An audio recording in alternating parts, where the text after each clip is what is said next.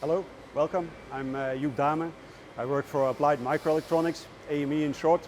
We're based in Eindhoven, Netherlands. We are an original design manufacturer and we design, develop and manufacture our products in-house.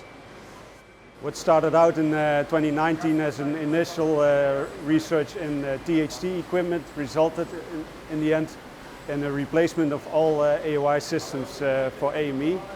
We have currently 3 SMT lines and 3 THT lines, and for which we replaced the SPI systems, the AOI systems, and also we added the through-hole inspection lines from GÖPEL, which is in total 9 systems.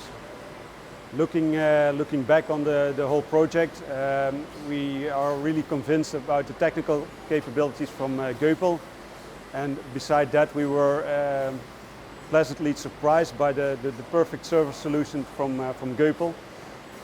The whole implementation went without any effort. It was quite a complex project because it was happening all during the COVID area.